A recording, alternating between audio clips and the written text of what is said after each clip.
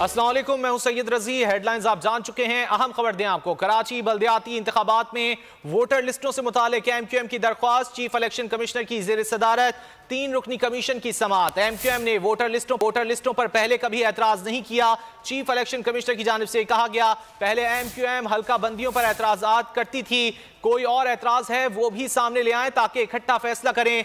2018 के आम इंतखाबात MQM ने किन फहरिस्तों पर लड़े, चीफ इलेक्शन कमिश्नर की जानिब से इस्तफसार किया गया। ज़िमनी इंतखाबात और बल्दियाती इंतखाबात पहला मरहला कुन फहरिस्तों पर लड़ा गया है। अहम खबर है, कराची बल्दियाती इंतखाबात में वोटर लिस्टों से मुतालिक MQM की दरख्वास्त चीफ इलेक्शन कमिश्नर की ज़ेर सदारत 3 रुकनी कमीशन की समाअत ने वोटर लिस्टों पर पहले कभी एतराज नहीं किया। चीफ इलेक्शन कमिश्नर की जानिब से कहा गया, पहले MQM हल्का बंदियों पर एतराज करती थी, कोई और एतराज है वो भी सामने ले आए ताकि इकट्ठा फैसला करें। 2018 के आम इंतखाबात MQM ने किन फहरिस्तों पर लड़े, चीफ इलेक्शन कमिश्नर की जानिब से यह सवाल किया गया।